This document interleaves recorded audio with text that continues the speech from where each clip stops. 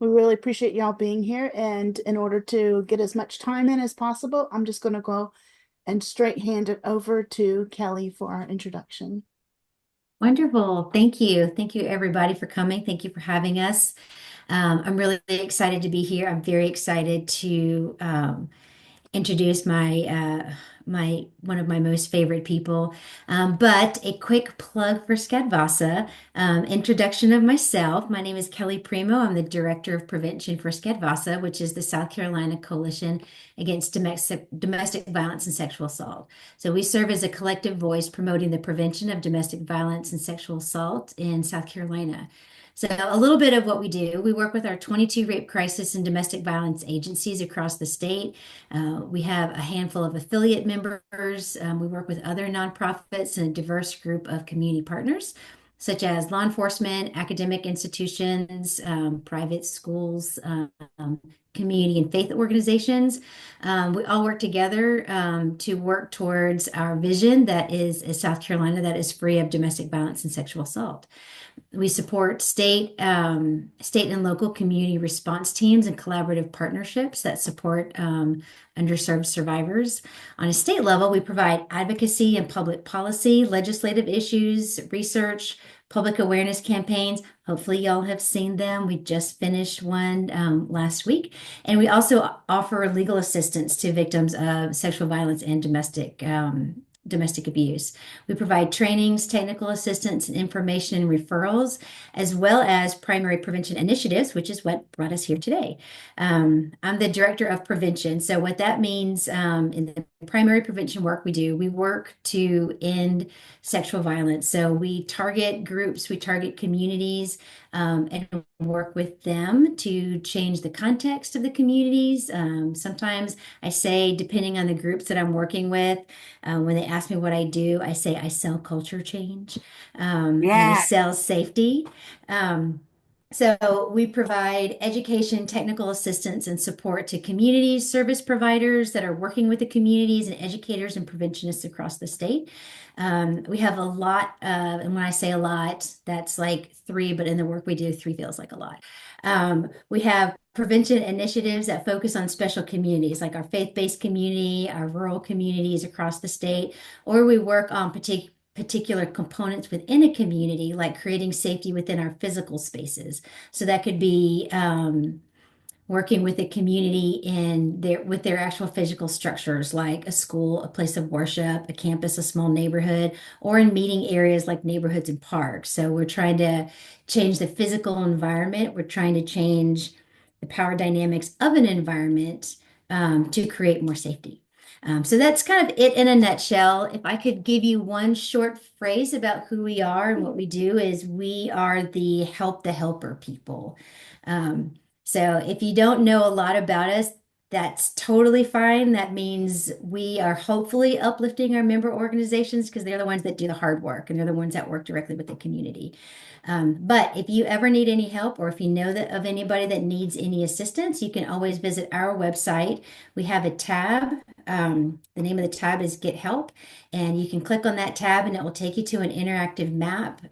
Click any county in the state that you are searching for, and it will provide you a list of all of our member organizations and all of our affiliate members that can provide you any assistance that you might need. So now I am very excited. I'm very pleased that I get to introduce the Reverend Carrie Nettles this evening. She is the chaplain at the Julie Valentine Center, which is the sexual assault and child abuse recovery agency in Greenville, South Carolina. She specializes in the intersection of trauma and spirituality. She has led workshops in Minnesota, Mississippi, New York, Utah, Arkansas, Texas, and right here in South Carolina. Reverend Nettles has been working in the field of sexual abuse since 2010 when she was a child advocate at the D. Norton Child Advocacy Center. She is associated with the Zero Abuse Project in Minneapolis, Minnesota, the Association of Professional Chaplains, and the Pediatric Chaplains Network. She has worked in hospital settings and with many faith communities. Together, she and her spouse parent two children, ages 11 and 17, and herd a bunch of sheep. So, on that note, let's all give our lovely attention and visions of donkeys to Carrie Nettles because I've been trying to get her to get a donkey to take care of those sheep for years. So we'll send those vibes over to Carrie, and then I will send control over to you. Kelly's really working to manifest that donkey. So hard, so hard.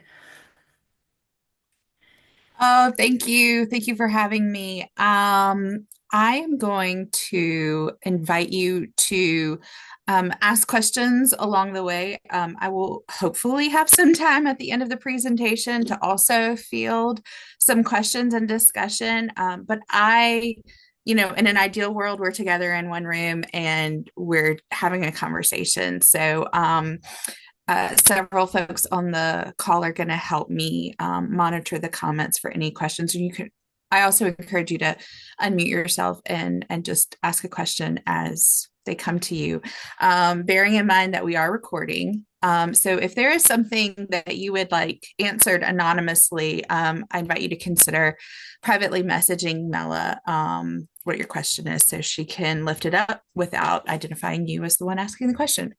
I also do want to note that because we are talking about folks who cause sexual harm, we're going to be talking about sexual harm, and that's hard content to hear. And there are survivors in every room where we gather, including rooms like this where we're together. So I do want to invite you to take good, deep self-care. I want to let you know, and I'll say more about it before each video, but I am going to have a couple of videos. There will not be kind of on the page, on the screen, assault happening. However, there will be mentions of and light description of the kind of assault someone experienced. So just want to forewarn you about that. I invite you to step away as you need or mute as you need, and do whatever it is that you need to do to take care of your spirit while we talk about some hard things. I do promise that at the end, we're going to talk about some good news, okay? So let me start by sharing my video here, or my presentation. Okay. Now, when I do this, I actually can't see y'all at all. So I'm going to need you to just yell at me. How does that sound? Can you hear me? Yes. Okay. All right. So this first video, let me just give you some context here. This is an interview by oh shoot, I've lost her. Anna Salter, Dr. Anna Salter, who has become an expert in the field of people who are perpetuating sexual harm. So she's got a book called Predators, and the subtitle is something like rapists, child abusers, blah, blah, blah, blah, blah, like all these different versions of those terms. And she's done so much work, and her research really benefits those of us who are working in the field now, especially those of us who are working to try and increase awareness of how some of these folks operate. Okay. So this is her having an interview with him. The first part of the interview, you're going to hear his lies. And this is the story. This is the way stories are told oftentimes when someone is denying this kind of harm. And then she asks him, now tell us the truth, what really happened. And he goes on to tell us a little bit about not specifically the type of abuse he perpetuated, but he does give us some numbers about how many people he harmed and how he targeted this one person in particular. So I'm telling you that just so you can have some informed consent before we watch this. This video is about 7 minutes long, okay? Can I ask a quick question, Carrie?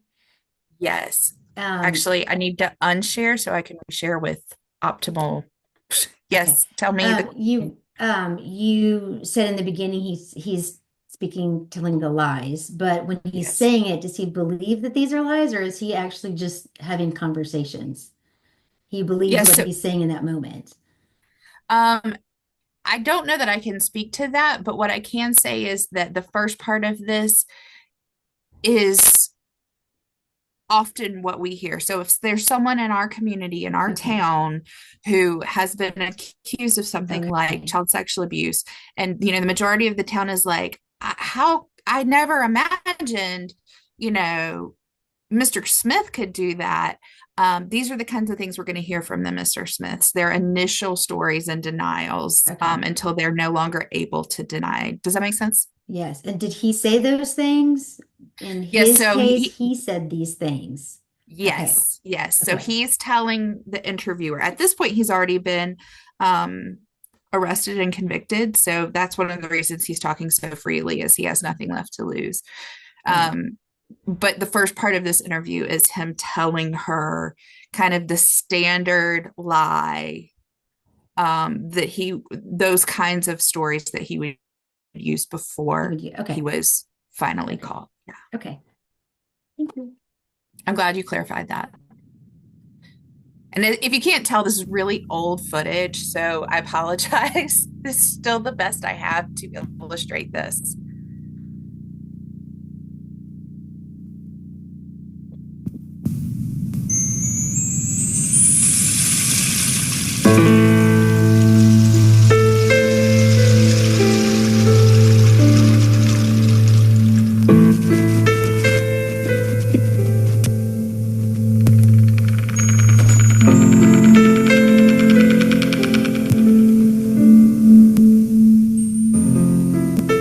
This young minister has been accused of child sexual abuse. He's an outstanding member of the community, widely respected and well-liked. He has no criminal record of any sort. Is he guilty? You decide. I was a youth minister, an assistant minister. It was a rather small congregation for our community, around 200 to 300 people, at best 300. And I feel the needs of an assistant pastor, an associate minister, a deacon, and the highest being elder pastor, and working with the youth of the congregation. And he was a kid at church, underprivileged.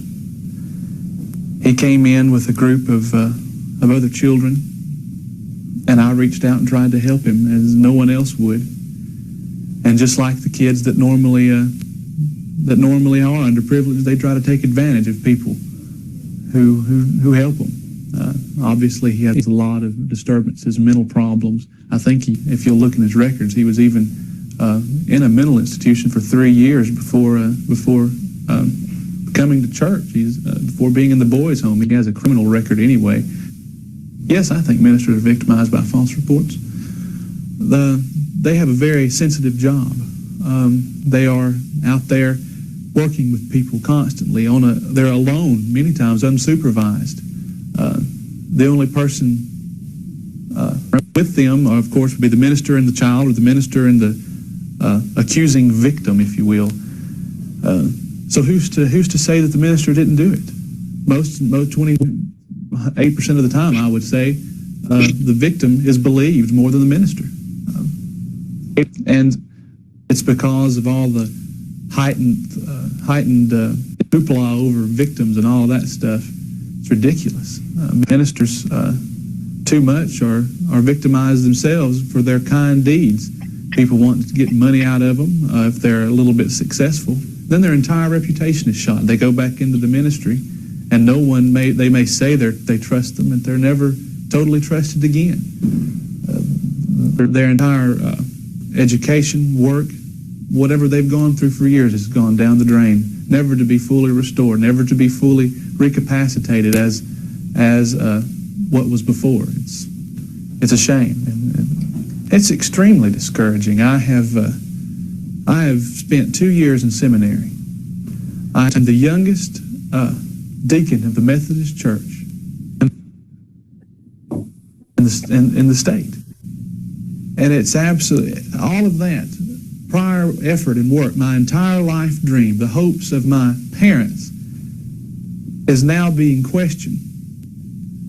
I only hope God deals mercifully with them. What's the truth? Was he falsely accused, as he claims? I had 53 hands-on definite victims, and there are 42 other ones that can be questioned as far as age and so forth is concerned. But I have 53 minor victims. There's been a tremendous increase in child sexual abuse reports in the last decade. Some of the accused have been highly respected members of the community. Many people wonder whether such respectable citizens could be child abusers.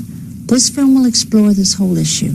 Can you tell if someone is a child molester by their standing in the community, how well you know them, or how aggressively they deny it? In fact, did you molest Mikey? Yes, I did. I molested Mikey on numerous occasions throughout a 3-year period, from the time beginning at 9 until he was 12 years old. I knew Michael before he began coming to the congregation where I attended. I worked many times with the people in his area with problem children. As an older teenager, I would go out and assist people in the boys' homes and so forth. Are you going to want me to let you know when the pizza's here? Games, softball games, Are you etc. warm enough? As a matter of fact, I can chose feel cold him air coming from there. as a victim because he was a problem child, because people neglected him and oftentimes pushed him aside, and I knew it would be easy for me to get close to him, to be his friend, if you will. And then, again, I also knew if he told that there would be little or small amounts of belief in him. No one would believe him, basically, if he told. And in fact, they didn't. When he did tell, and when it became a bigger issue, when I was investigated, the head of the department of my county told me, he said, "You have nothing to worry about." He said, "We can tell from the very beginning that this is all a big scheme," and it was dropped almost as quickly as it came about. I was caught twice before I was incarcerated. Really, it wasn't being caught; it was I was told on twice before being incarcerated. They were not believed the first 2 times. I had many people, counselors, church leaders of the community, to come up and stand in my defense several times in those occasions, and it was simply just totally disbelieved. Even the second time, it was more stood out against than the first time, because they thought, well, here he goes again, this young man trying to help unfortunate children, and they're turning against him. And I was even told as much as say, I had a minister come to me and tell me, he said, "Patrick, what's going on is you'll run across it many times. People you try to help will stab you in the back." He said, "Roll with the punches, stick with it. You're doing a good job." He said, "And in the end, you'll be blessed for it." Okay. So tell me about what you noticed.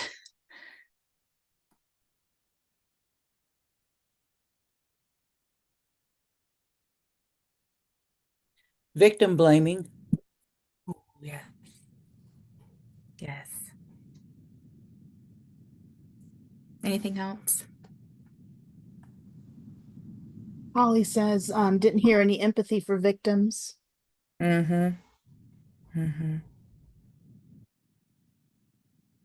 Yeah, especially before he flips the script, right, and starts telling us the whole truth.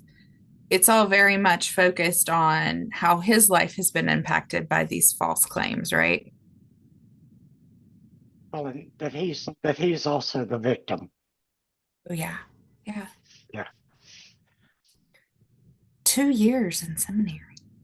God. Yeah. Do you remember the case out of Stanford where we now know Emily Doe's name was Chanel Miller, but at the time it was just kind of known as the Stanford swimmer case, and we knew Brock Turner was the name of the Stanford swimmer, and all of the like the zeitgeist around that was, what about his career? What about, all of this punishment for 13 minutes of fun? Do you remember that? Those of us who work in this field hear those kinds of things all the time.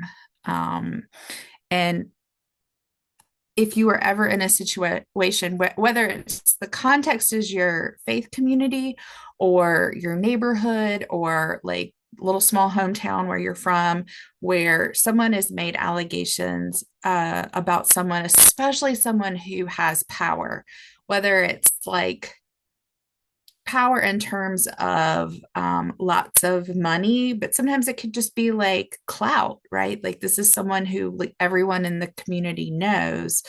A lot of times, of course, there's like Venn diagram with multiple intersections of different kinds of power.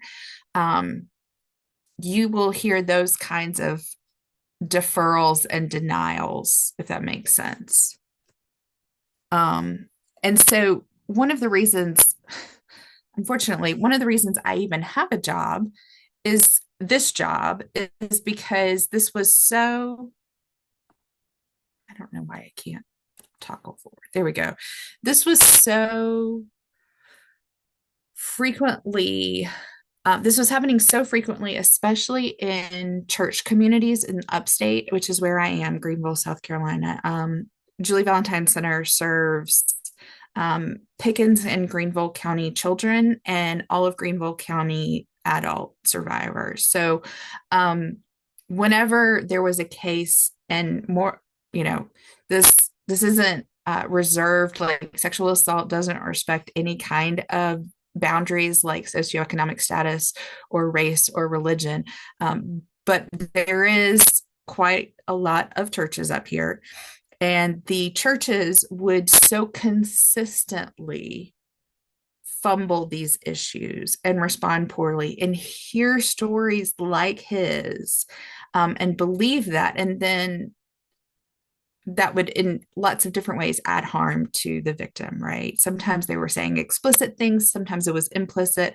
Oftentimes people lost the connection to faith community and their faith that they most needed in that season of life, right? So I say all of that to say that is so typical that it's the reason they created my job, essentially. So I'm going to tell you a quick story. Actually, I really hate not being able to see you. So can you? No, you can't. So you saw a picture there, and I'll go back to it, but it's of our youngest, and she's holding a baby sheep, and that was the first like crop of babies that we had after we got all of these sheep and learned to be accidental shepherds.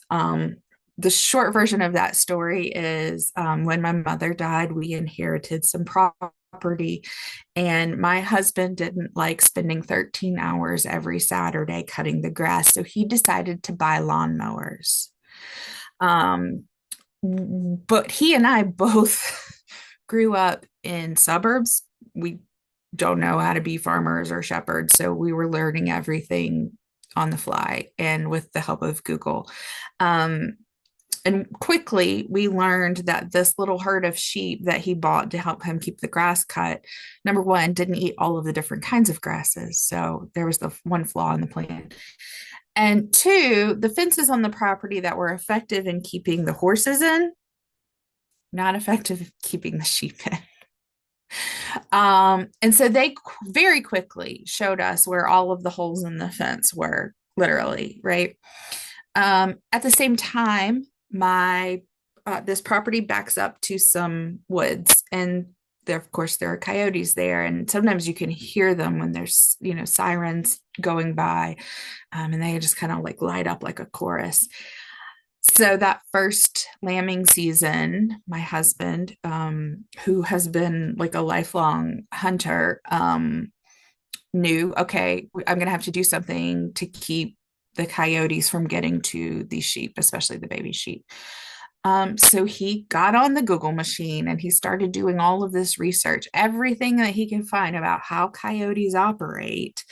Um, he read and studied, and he went and got, like, from the hunting stores, the animal urine that would go where the traps were, right? And so we had these humane traps because we have dogs and cats too. But that first year, he successfully trapped 11 coyotes before they could get from the woods to the fences where the sheep were. So I use this framework of sheep and coyotes to talk about our faith communities and becoming a little more savvy around how coyotes show up in the world and how they operate, because um, this is what sexual predators are trying to do. They're trying to find the holes in the fences of how we gather, particularly considering faith communities to be very easy targets. Faith communities are typically trying to invite more people in to join them. So, yeah, you want to come be part of us? We would love that. Come on in, and they will exploit this cover of religiosity in order to gain access to the baby sheep, right? So let me reshare so we can move forward. But that's the framework there. Baby Bridget and her first baby sheep.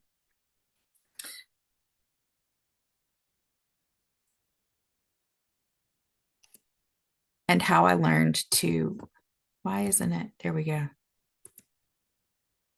So, what are some warning signs? Nope. Can you see this graphic very well? Sometimes when I make it look good for videos, it makes the words blurry. Can you see it very well? Fairly well. The words are a little blurry. It's Okay. a little small. Are you, oh no, this is Oh. Prezi. I'm wondering if you can share the presentation with us, or maybe Yeah. share some of the slides that have information on it with us afterwards. Absolutely, we can. Absolutely. So this is an infographic from a nonprofit called the Mama Bear Effect. And what this kind of goes through different things. You can find them on the different social medias and get more information there, but this is where I found the graphic. So potential child molester warning signs. So is this someone who wants to spend more time and has more interest in spending time with children rather than people their own age? So I'm not talking about the people who we actually hire or specifically give them the volunteer role of the youth leader or whatnot. That's kind of their whole job, right? But we're talking about someone who seeks any opportunity to eschew their peers to be with younger folks. And then do you have someone who is just excessively physical, affectionate, playful, hugs, holds, tickles, wrestles, kisses, that kind of thing? Oftentimes this sort of like horsing around and play is a part of the grooming process so that they can gauge how a child will react to an accidental instance of touching part of their private parts, right? Do you have someone who's showing particular interest in one or a small group of children, to include like giving special gifts or treatment over other children? So, like these things, there's another one here that says has kid-friendly toys but no children. Well, that could be like my child died and I'm not to the point of the grieving process where I can get rid of their toys. So like each of these doesn't necessarily equate with this person as a child molester, but if you are seeing some of these things show up in clusters, and especially people crossing physical boundaries and content boundaries, like telling explicit stories or making sexual comments to or about a child. Those are very clear boundary violations. The problem is, I'm not sure that most of us prior to younger millennials or maybe Gen Z kids were really raised with some solid boundary education, right? And those of us who grew up in family systems where there really weren't boundaries, where are we to learn them until we ourselves go to, say, therapy, for example, right? So part of having these conversations in any group of people that we're in, but especially among our faith communities, is part of helpful prevention work and disruption work, right? I'm going to tell you a couple of stories to illustrate some of this. So I worked in consulting on a case where, and this made it into the newspaper, I'm not speaking out of turn. He was eventually arrested on like federal charges because he crossed state lines and went into a federal, like a national park to go camping. So that made it like a federal crime.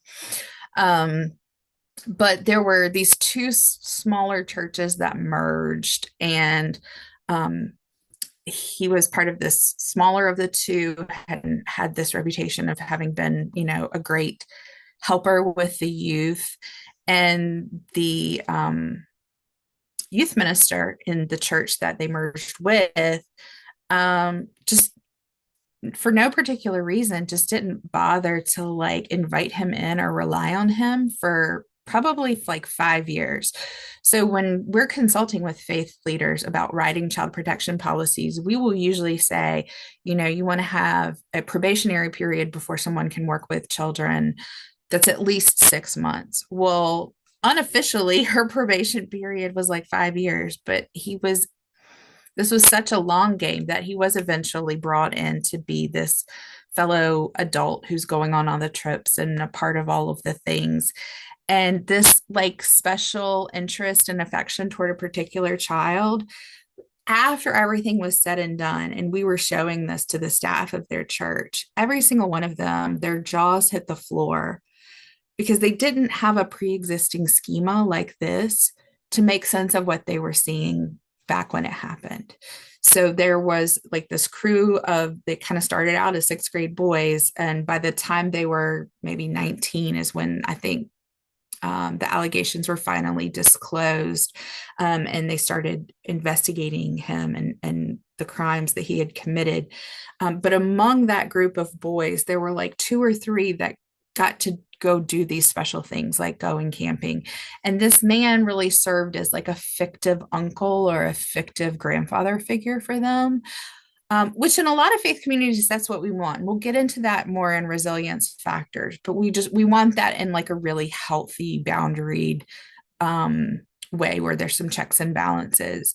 But even within that small group of special boys, there was one in particular who was gifted like $1,000 gifts, like really extravagant telescope, and another one was like a hunting rifle. And that wasn't something that he was doing for anybody else. And they thought it was kind of weird. But again, they didn't have this pre-existing schema to understand that behavior at the time, which is why we try and get this in front of people as often as possible now. There's another case with a separate church where I was working with them. There had been a mother of 2 small children whose husband walked out on them. And she's a small business owner and she's got 2 young kids. She absolutely needs all the help she can get, right?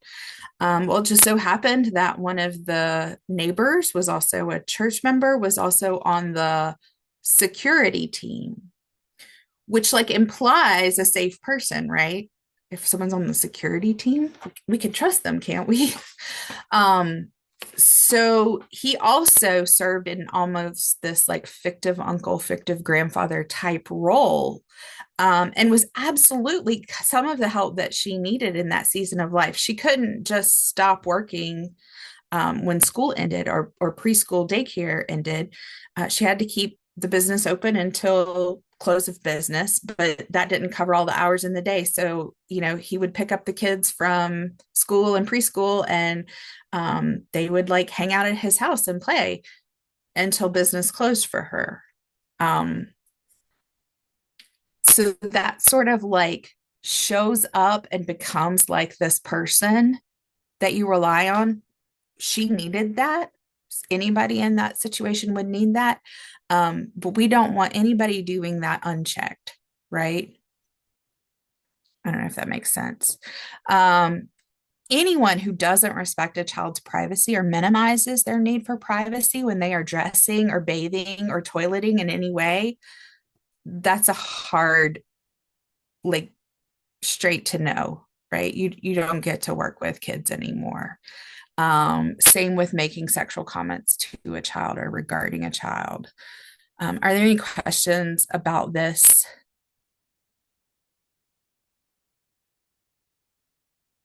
I did put a link to the Mama Bear Effect, red flags of child predators in the link from their website. Thank you. I do want to give you just a little content warning.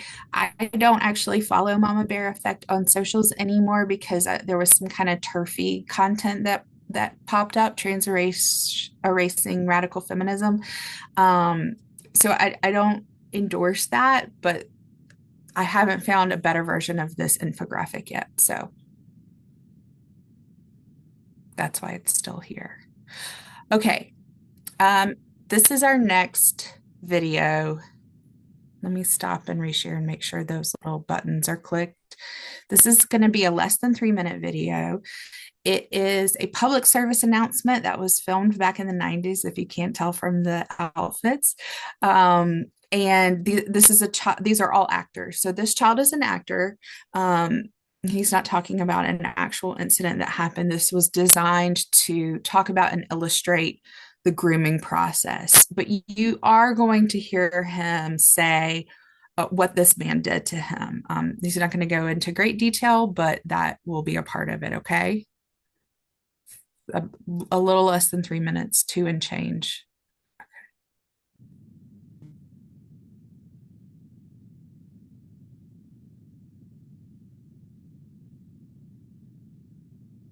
At least, I thought I did. Then, something weird happened to me. It's hard to talk about, but, well, here goes.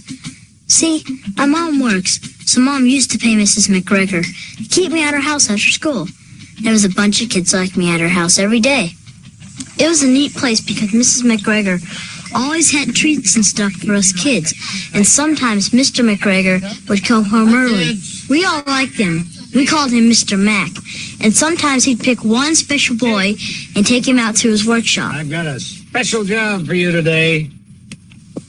Won't that be fun? He'd take me to his workshop in the garage and teach me woodworking, sawing, hammering, and stuff. I liked getting away from the other kids, you know, and Mr. Mac called me his #1 helper. Oh, and steady. That's the way, Jake. I'd work hard and get hot. Sometimes I'd take my shirt off. Let's take your shirt off.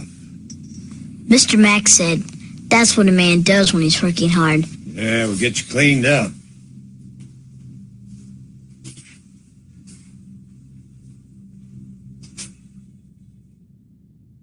That's better. One day I was painting this birdhouse I helped build. Yep. Really shaping up. Thanks. Here, let me help. You missed a spot right up there. Mr. McGregor spilled paint on me. I mean, really spilled paint all over me and my clothes. Just take off your clothes. Go on, take them off. I'll help you clean up. So I did. I mean, I had paint all over me, so it made sense. But then something weird happened. Now, I'm going to take a picture to remember the day we spilled the paint. I don't really want to. Oh, it's okay, Jake. All the other boys do it. Look. He had pictures of all the boys in daycare, and they were all naked. But that wasn't the worst.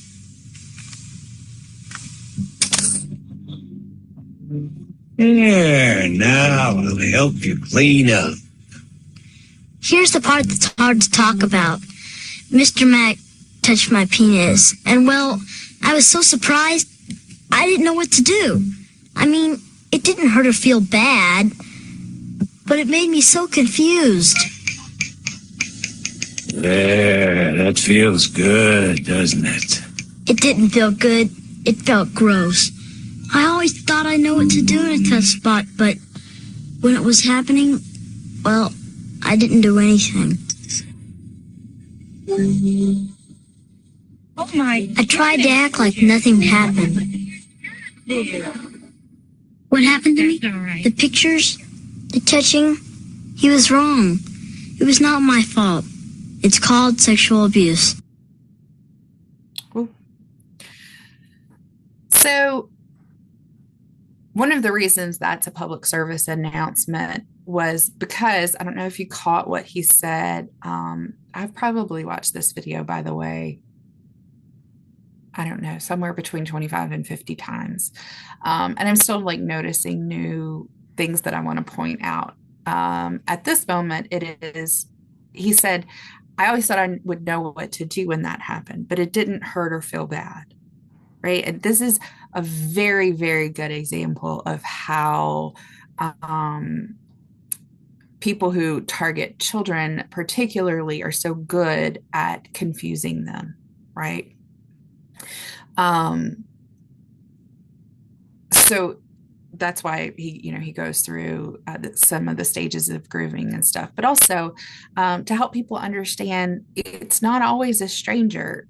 I'm old enough that when I was a kid, we were still teaching children stranger danger, and to, not take candy from strangers and not go anywhere with strangers. And you know what, like that's sometimes good advice. And there are other times when children really have to trust a stranger. If there's an awful car accident and all of the adults in the car are unconscious, the EMS worker or the first responders who show up to help that child are strangers, but the child's going to have to rely on them in that moment, right?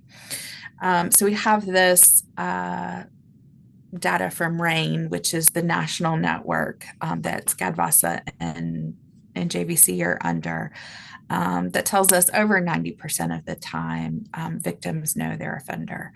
They're either family members or they're close acquaintances. And only 7% of the time is the offender actually a stranger to them. Well, let me go back and just ask you, what else did you notice about the grooming or the video?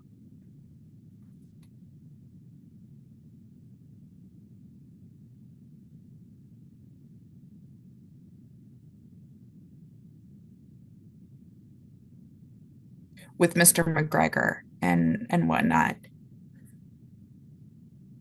Were there times when you kind of saw at this point in 2024, can we see any of that and be like, oh, nope, that's a problem. We don't want to do that?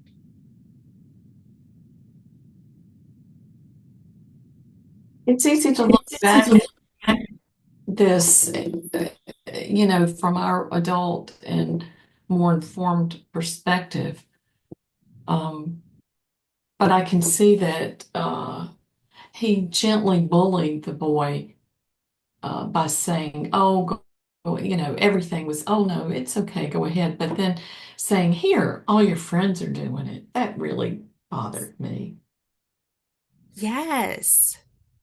Well, even just, I'm sorry, I can't stand not seeing y'all. Even just not honoring his no from the jump, right? The moment he said, no, I don't want to do that, or I can't remember exactly what he said. Mr. McGregor just kind of steamrolled that no, didn't he? Well, and as a child, stranger danger didn't come along till just a few years ago in my world. Okay. But it was not okay to tell any adult no.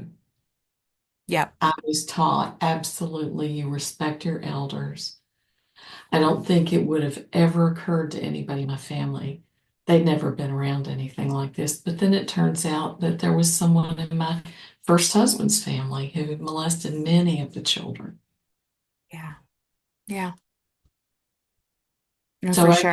our kids get mixed messages from us, is what I mean. And I think some of that is religious. I was taught, you look up to these people because they're your elders. Absolutely. Especially Absolutely. if they're in the church or faith community, because that's where the molestation was happening in my church. It was the highest person, the pastor, and it was who my parents and the other adults trusted. And so watching that reminded me of just I don't know, as soon as he put his hands on the boy's back, even though it could have been very just mundane, it just brought me back to that's what they do. It's like they just try to, I don't know, the thing when you mentioned before about the tickling and all that kind of stuff, that's one of the ways that in my church that it was done. It was this kind of tickling and all this kind of stuff. And sometimes it was done right in front of all the other people. Oh, absolutely. In fact, it is not uncommon for us to have child cases come through where when they disclose kind of what's been happening, or they disclose one of the particular instances of the crime was maybe like at Thanksgiving or Christmas, or like one of these times where you have like a house full of people, and the adults are not malicious. They just simply can't understand. They're like, there's no way. Like the house was full. There were so many. And we're like, well, they're really actually quite good at what they do. And they can do this right under our noses in a room full of people without us knowing, because sometimes our adult sex lenses assume a lot about what a sexual encounter would need to look like without realizing that, just a slip of hand, a little, like almost like a card trick, right? Can be quite violating and criminal, even in front of people. And for folks like the guy in the first video, Patrick, by the time he's given this interview, he's got almost 100 different victims that he has perpetrated on. I guarantee you, from what we know about sexual predators, the more he was able to get away with, the riskier he got, right? Because that's kind of the next hit that I need. So if I've been able to get away with this up to a certain point, then it's just a matter of time before I'm going to try and get away with it in a room full of people, right?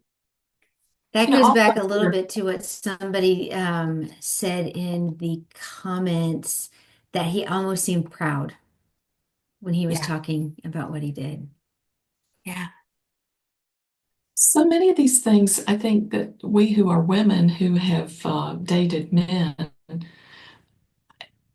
I recognize all of that. The hand on the lower back, the touching when you don't have to, those little things that make us say, oh, that person's handsy. We don't assume they're a sexual predator, but they are. I wasn't taught boundaries either. I learned that in seminary, in fact. Yeah. Right. Well, and we'll go into this in a minute with sort of the stages of grooming, but that, looking for an excuse to put your hands on somebody is part of that desensitization process. Like functionally, he did not need assistance using the saw at that moment. There are times, and good trauma-informed, well-trained, let's say coaches, who have had they've had Kelly come out, or they have had me come out, or whomever, and give a presentation. They're going to approach, like, let's say the baseball player who needs to work on his stance. They're going to say, hey, I want to show you how to hold this. Is it okay if I put my hands on your shoulders? Is it okay if I put my hand on your arm here? That kind of thing.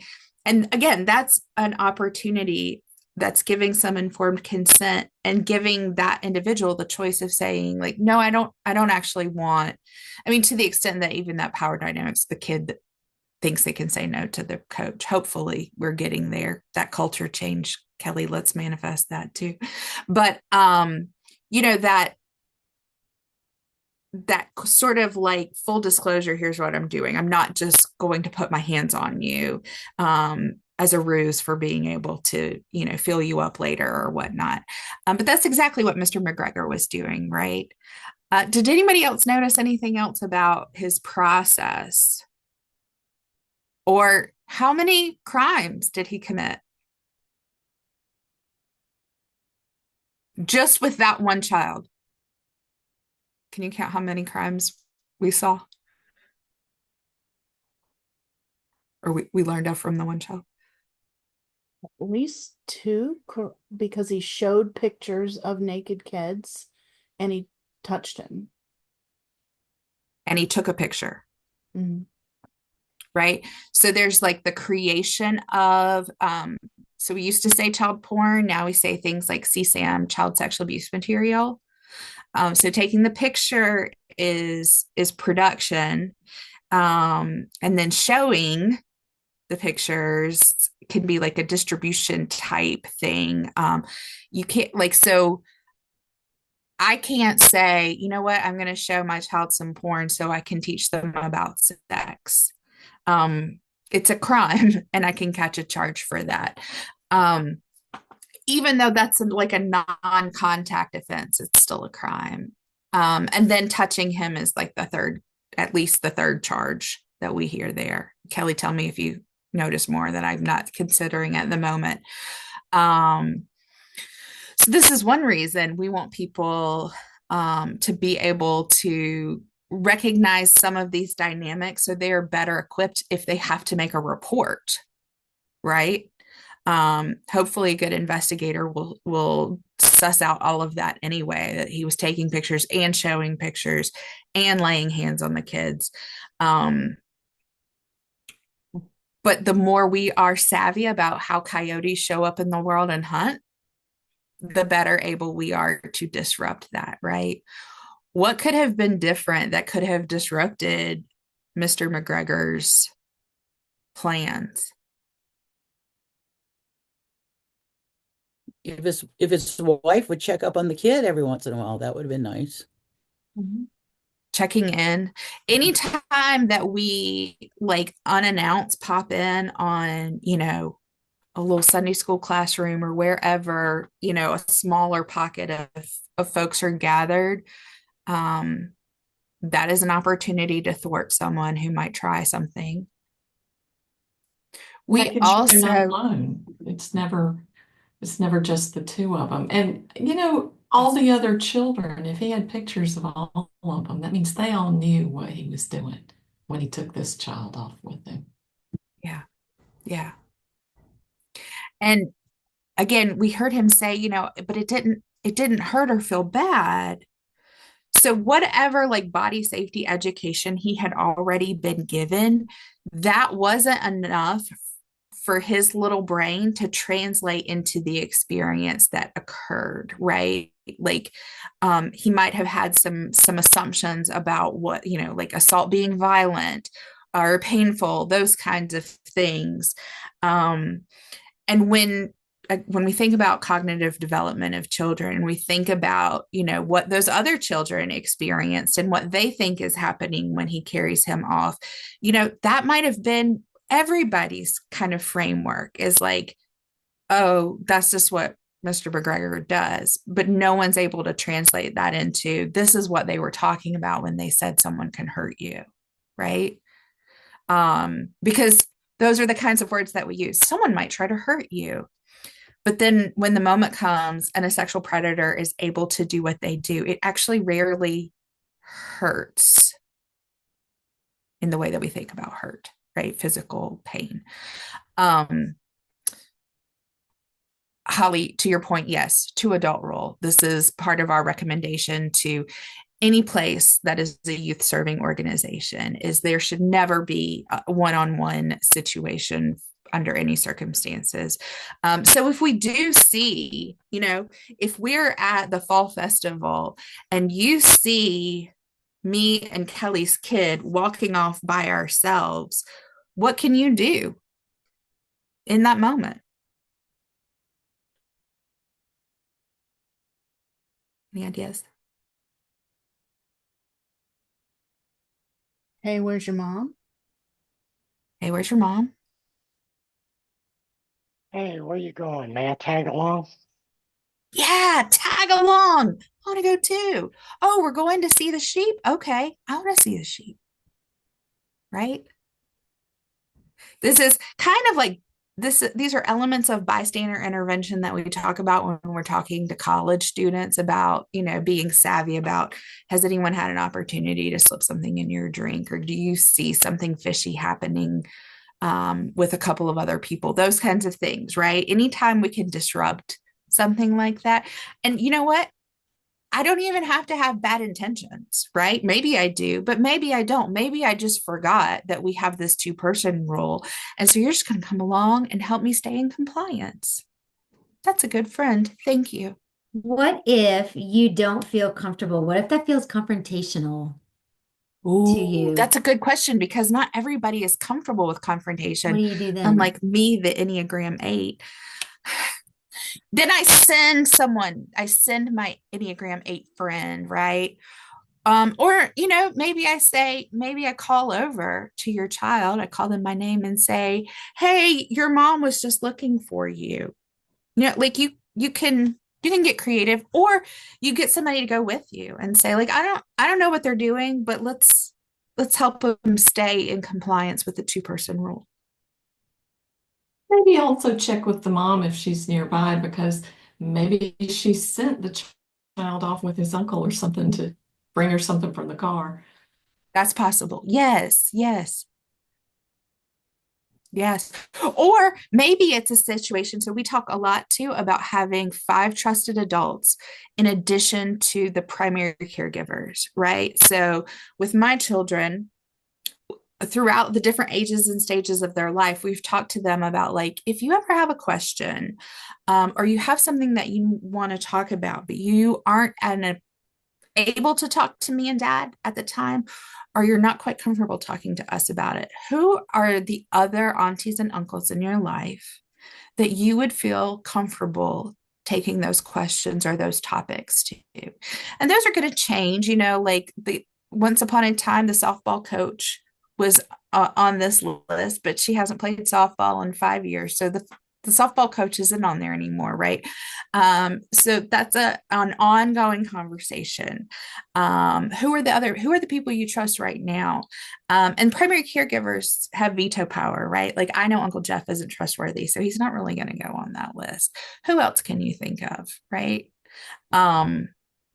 So that might be someone who's been empowered to answer the uncomfortable questions that I don't want to ask my mom. You know what I mean? Okay.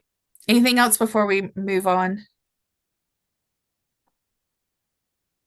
There's my share button. There we go. Okay, so the stages of grooming, this comes from our colleague Jerry Seitz and her research, but it is that, like, engagement with someone and building this sort of faux trust, and then finding a way to desensitize someone to touch and or inappropriate conversation. So in the 90s, in 90s youth group, that was a lot of horseplay, a lot of wrestling and tickling and throwing each other around. That was a lot of inappropriate conversation, right? And sometimes that's under the guise of holiness. So if you have especially those flavors of Christianity that are like really hung up on sex, right? So you have a youth leader who's gonna like confess that once upon a time he struggled with pornography addiction, but he's come through it. And Jesus saved him from the pornography addiction because he went to the Jesus flavored 12-step group and was cured. And now he's sharing his testimony with the youth. That can also be a form of grooming, because the other kids who whether they actually have a porn addiction or think that they do or think that they have a problem because they looked at it once or whatever, are maybe going to say they want to come talk to him about that so he can counsel them about it. Dollars to Donuts, that also ends up being the guy that gets charged with CSAM because he was like also showing porn to kids, right? The secrecy is like, this is just between us. This is our special time, our special conversations. This is our special time in the woodshed, doing what manly men do, that kind of thing. And then maintaining that isolation and secrecy so that the victim has bought in to the secret, right? Like this, we can't tell anybody for whatever number of reasons, because then they would know it's your sin too, kind of stuff. We'll get into that in a minute. Any questions about these stages of grooming? Is this just for children, or can adults be groomed as well? Oh, for sure, adults can be groomed. Absolutely. Especially, you know, where I see it really often are women who were raised in high control religious groups. So if you think of like the documentaries about like fundamentalist Christianity, fundamentalist Mormons, those kinds of, you know, Judaism and Islam also have their own iterations of fundamentalism. I just haven't had the same number of clients from those realms. So Here, I'm gonna, yeah. if I may say so, it's everywhere. I mean, I've seen it in the pagan community, and including somebody that's not really been exposed, but I observed him grooming somebody, and I wrote an article about it and it went everywhere. So he kind of pulled back. Oh, I I would didn't love name for you to his share that name. article. Okay, sure. Because you're right. You're right. Like the grooming definitely happens everywhere. And I think part of what I see in the more fundamentalist iterations is that those ways of doing faith community insulate people so much from the rest of the world. In a lot of ways, it's because you're protecting from the secular world, right? Because that's where, you know, all the temptation is and whatnot. And so under the guise of this paternalism and this protection to keep these young girls pure kinds of messages, what that sets them up for is relationships with men in their teens and 20s, whenever until they get out, where they don't know any other reality than that one. And so the grooming has happened at like a meta narrative level, if that makes sense. So like the amount of Bob Jones women alone who come through my door, who will say some version of like, I didn't even know that people did this. I didn't even know that there were these other options about themselves, their bodies, their choices, ways to relate to their own sexuality. None of that was ever presented to them. So there's this whole cloth global grooming that happens. We have a, and if you check, yeah, go ahead. We have a comment that I want to tell you before we continue. Yes, please. So there's a comment that says, I watched a clip somewhere where they interviewed someone who molested children. He said he didn't pick kids, he picked parents. He groomed them first to get to the kids. Absolutely. Absolutely. And there are, you know, speaking of religious predators are looking for which religious community is going to be easier to groom. So there's these whole, like, almost like concentric circles, right? Of, if I am looking for a kid to target, let's say I'm a sexual predator, and I have the choice between a child who knows the accurate names of their body parts and isn't afraid to use them versus a child who knows none of those names and is kind of shy. Is there any guess which child I'm going to target, right? It's going to be the one that has fewer tools to name their experience and to recognize a boundary violation, right?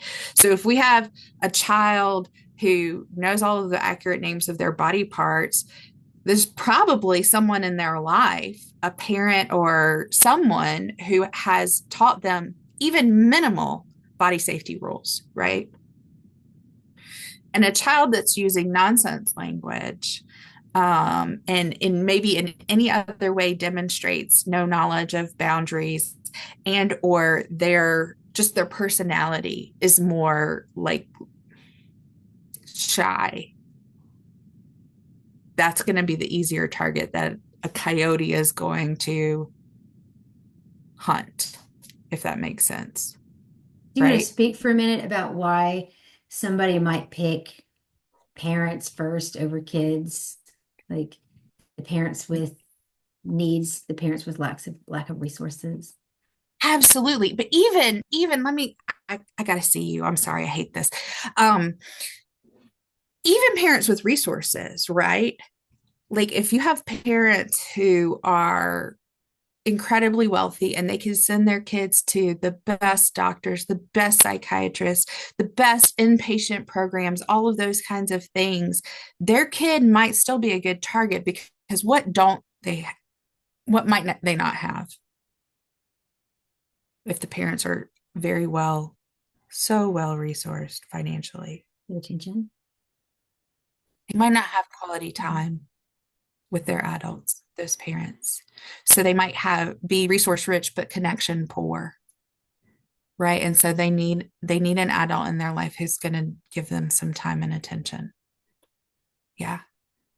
And then my mom with the husband that walked out, what was her need? Someone to pick up the kids because she couldn't close up her shop to go pick them up and then stay closed the rest of the day. She needed those extra hours for the business, right? Mm-hmm. We are actually, let me keep moving through because we're going to get into a whole slide on the exploitation of needs. So yes, the parents who need extra help, who are, maybe they're dealing with their own stuff and they're coked out, or otherwise disengaged from their own stuff. Why can't I move this forward now?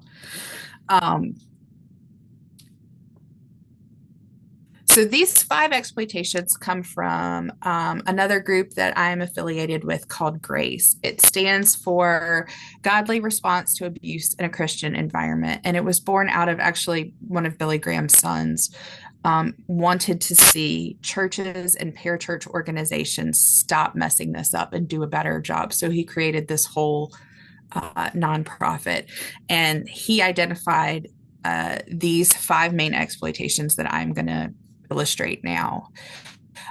So what are the ways that a predator will exploit religious communities? One is religious cover, right? So if I look like a really pious, devout person in my faith tradition, my faith community, that already gains me a certain level of trust that this is a good person, right? However, we have this research from a Shoeys and Smallbone that says the worst offenders were the ones who demonstrated significant involvement with religious institutions. They had more sexual offense convictions, more victims, and younger victims than the rest of their peers in sexual offending. So if they're showing up every time the faith community gathers, every time a worship service happens, if I'm volunteering at every type of thing where volunteers are needed, I might look like a really good pious person. And that's going to be helpful if I'm going to make up these denials like we heard from Patrick at the beginning, right? It's going to help me get away with that. Not completely, but it's going to help. The second main exploitation are issues of faith. So especially faith communities that put a high premium on things like purity. If if my victim believes they're no longer pure because of this, they're not going to rush to tell a lot of people, right? Um, if there are concepts of like sin, that something that has like made us fall out of God's favor or some like deity's favor, and even to the point that that might not be something that can be reclaimed or redeemed, um, that's going to lead to shame, right? Who's going to be eager to tell that? Now, especially if you think about like 90s and 2000s purity culture that was all over the place, at least in the Southeast. I don't know about other parts of the US, where like that was coming into the public schools. They were doing like mass, like school-wide assemblies on that and using illustrations of like chewed gum, like if you have sex before marriage, or like a piece of chewed gum. Well, you're telling a kid that outside of any other context about like, if someone commits this kind of crime against you, that's not a choice that you made, right? That's not involving you in that sin. Um, that's just going to make them shut down more. They're not going to tell somebody about that, right? Notions of virginity. And again, if we're placing a premium on that, if I believe that virginity and virginal status is something that is really important, and then someone is convincing me that like what I've done, what they've done, or what we've done has changed that reality, I'm gonna maintain power and silence in that regard, right? So religious cover, faith issues, power.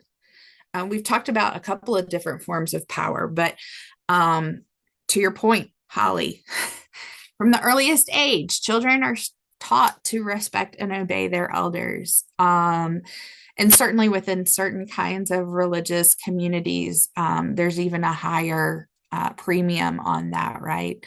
There are also different kinds of faith communities that have high control type setup, high control vibes, right? And the more authoritarian those communities have, like, the more they have authoritarian leadership, the more easily someone can exploit that power.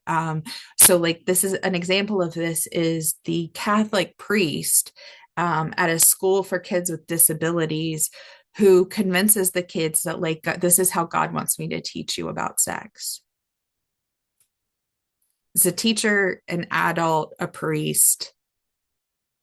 And of course, there's a power differential there. There's a power differential anytime we're talking about children. But we're just going to assume that that person in that level of authority knows what they're talking about, right?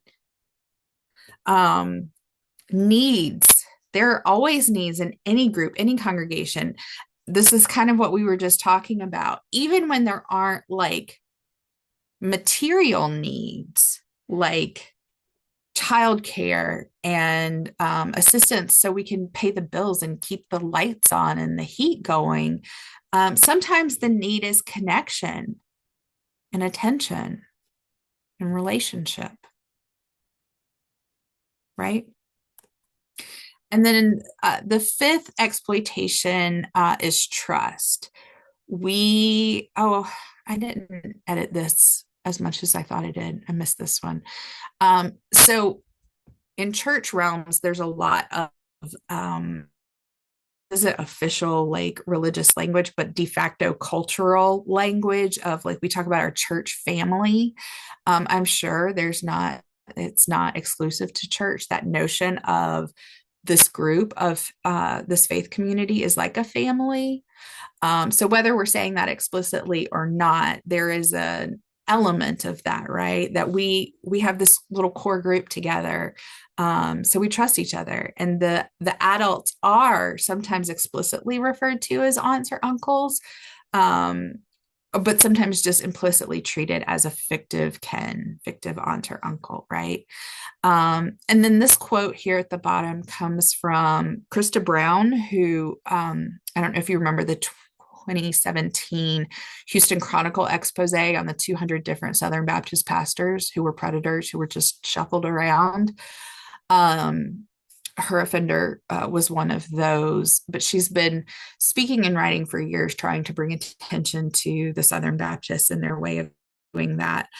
She wrote a book called This Little Light of Mine, the story of a Baptist predator and his gang. And in her book is this quote: Eddie, that was her youth minister and her perpetrator. Eddie always said that God had chosen me for something special. I guess I really wanted to believe that.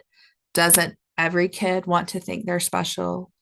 Besides, who was I to question a man of God? It wasn't my place. My role was to be submissive. I think that quote really well captures several of these exploitations we've covered here. And we're almost out of time. While I'm on my way to my next slides, any more questions about those exploitations?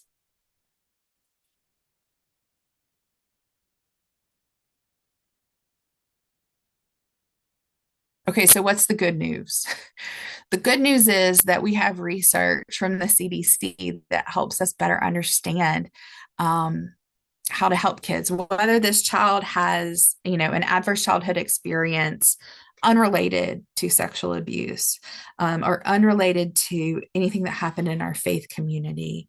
64% of people have at least one adverse childhood experiences. And if you don't know about ACEs, adverse childhood experiences, or ACE scores, that kind of thing, I encourage you to look it up. It's very interesting. But part of the antidote, if you will, to some of those adverse experiences and how they can impact us from childhood throughout lifelong health are some of these resilience factors, like close relationships with competent caregivers and other adults. So we talked about these 5 non-custodial adults who are going to help hold up kids through the kids' years. Keep in mind, baseline, you have a kid with a perfect beaver cleaver life, not a single adverse childhood experiences, simply transitioning from the first decade into the second decade. That puberty, adolescence, the change in the brain and how a child can think about and relate to themselves and others and a higher power and the world in new and different and dynamic ways. Baseline, that transition is a spiritual crisis, even when nothing else bad has happened, right? So we want to encourage these kinds of safety support networks to help kids move through that. And we were talking a little bit before this about like the importance of rites of passage and rituals and how our society has largely done away with them and looking for ways to reinstitute them. That like this era of adolescence, there is a seeking that's happening, right? And you don't have to like take your kids to an official religious community to help them meet this need for the transcendent that they are searching for. Because in lieu of that, there's going to be like trying drugs, right? So this is why we want to talk about what are these kinds of resilience factors. Do you have parents who have learned about boundaries and gone to therapy and have the ability to name their emotions and talk about things, right? Have we connected caregivers to positive parenting skills? Or are we dealing with caregivers who still only know spanking is the only tool in their parenting toolkit, right? Because we're talking about religious communities, having a sense of purpose, the ability to make meaning, whether that's through any particular faith tradition or some other connective factor that connects us in identity and culture, right? Helping support these competencies like self-regulation and problem solving. This is going to help kids get through hard times, regardless of whether or not it's connected to sexual abuse. Opportunities to connect socially. This is why I take my kids to youth group despite what I do. I just make sure they go place with like really good training and really good policies. That's not foolproof though. But I do, we want to connect them with these other social engagements. What are some other support services for parents and families? So, the mom whose husband walked out on them, like, can we as a faith community imagine that happens to one of ours? What are ways we can come around her and support her and make sure she has exactly what she needs, both tangibly and relationally, and in all these ways of having support, but in a really safe way that someone like that one guy couldn't exploit to harm the kid, right? In any community, especially a religious community, that's talking about things like um, mental health and personal growth and valuing people over ideals, right? Those are adding resilience factors. So, here are the three things that I want to see people do in general. Train faith communities. So, that's kind of what we're doing here. But I also want you to take this back to your respective faith communities and give them this information and talk about and brainstorm what are the ways that we could do things like this for the single mom, newly single mom, in super safe ways for everybody. Right. And then help people become one of these trusted adults. Learn how to do that with good, healthy, safe boundaries. Give them that kind of training and encourage that, right? We want to be a faith community for ourselves and the rest of the folks in a faith community that is actually serving like a good, healthy family, right? Not toxic family system. And then finally, responding with trauma-informed perspective, right? So that means, when people are talking about something that just happened to them or something that happened to them a long time ago, we're not blaming the victim. We are using our trauma-informed training to understand the ways even adults can be very successfully groomed and manipulated, and defanging the shame that is often accompanying that, and knowing how to be present with the person as they are going through this healing process, right? I know we're almost out of time. I want to give you a little bit of time to ask more questions. Here are the resources that I cited. Anna Salter's book, Predators, Gavin DeBecker's book, Protecting the Gift. This is something I want like every parent and guardian to read. This child safeguarding policy is written by Bozjevich and Shir Berkovitz. So they are representing Christian and Jewish faiths in this. I think a lot of it can be applied for any place where people gather, despite that language being more explicitly Christian and Jewish. And then I told you about the Mama Bear effect, where I got the other image infographic. I'm happy to send this Prezi for you to share, Mela. We covered a lot. And like at a really high level, we didn't do a lot of deep dives. So this is kind of like Religious Predators 101. Thanks for taking this journey with me. Any other questions that you wish that we would address in the time that we have? I'm just thinking about how this information that this knowledge that you gave us tonight would help in one of our situations, because we typically, parents are supposed to be around the kids. But the one thing is showing how the predator, Mr. McGregor or whatever, how he slowly groomed that person. I think that kind of information will help us recognize if there is like a lone person that's hanging around the kids and that kind of stuff. But it's we don't have, in our community anyway, we don't have except even when we have one person taking care of a lot of kids, the parents are still responsible for them, like at our annual event. parents still have to be around. So I'm just thinking about how that will equate to the community I live in. So So it's thank you. worth me That's very, pointing out it's that sometimes the parent is also the sexual predator to their own child. yes, yeah. So that, sometimes them being with the parent um, isn't the safest thing, but that is just how our society is set up, and we default to that until we know that that parent needs to be removed from the child for safety purposes.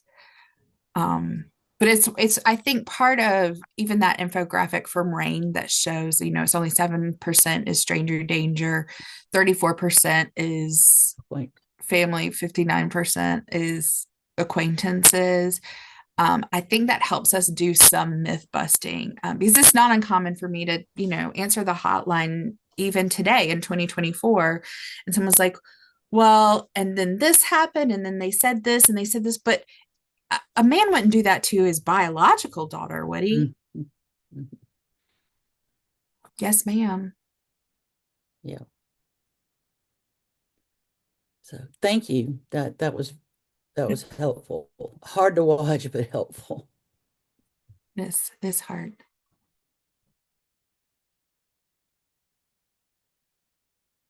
Is there anyone else? I do want to say, I mentioned the experience I had. It was two young adults that came through here, but the man was having people sign over their life insurance and assets to him, and he was passing off the young woman with him as his daughter. And yeah, it was just creepy. So anyway, I did want to say, if I saw somebody sexually molesting a child, I would get the police there right away. Sure. And we're almost never going to see that happen. Yeah. Right. Which is kind of why we want to talk about like the larger picture, right? What are some of these red flag behaviors? And if I see these red flag behaviors kind of coming up in clusters around the same person, like I want to pay attention to my uh-oh feelings around that, right? And that's part of what Gavin DeBecker talks about. We can get into a whole conversation about his work and expertise another time. I did put my email address here, and Mela has access to it. I am happy to consult with you about anything in your faith community in terms of like creating policies, best practices. I would be doing that as the person whose expertise is in religious trauma, not as a lawyer or an insurance agent, right? But that is part of the service that we offer. I want to say real quick, I just want to add on to Carrie, you just said it as I was thinking that I wanted to say it, but I just kind of want to highlight a little bit more, is to always trust your gut. If you think something is not quite right, talk to somebody about it. But always trust your gut. And here's my personal example, and I know we're over time, but I'll be really fast. I was at our local piercing place because I wanted to change one of my piercings, and I was standing in front, or I was behind a man who was probably in his 40s and a young woman. She was a teenager, probably 16 or so, who could have been her daughter just based on the age of it. But I don't know, there was not any one flag that we talked about today that jumped out as a red flag. But I was standing behind them, watching them the whole time, and every single thing in my body said there's something wrong with this situation. Like, just there's something not right about the situation. So even if all you get is a really visceral gut feeling, pay attention to it. Ask somebody else, bring, what she's talking about with bystander intervention, bring a friend in, ask somebody else, but always trust your gut. Because if somebody's doing the right thing and you ask them about it, they're not going to get offended because they're going to understand that you're trying to protect kids. So always trust your gut. I mean, they might, but at the end of the day, you're still just trying to protect kids. But generally speaking, people who are doing the right thing aren't going to necessarily think about it. Yeah. Some might. So anyways, I just wanted to throw that on. This was a great program. I'm so grateful. Thank y'all very much. Thank you, Carrie. Thank y'all for having me. I appreciate it. I think the next time we talk, we're going to talk a little bit more about the spiritual impact for folks who have experienced this, who've been victimized by these crimes. And that will be on January 21st. January 21st. All right, I'm going to turn off our recording. I'm also happy. Go ahead. I was going to say, I'm happy to come to where your group is too, and present this to your group if that is something that would be helpful.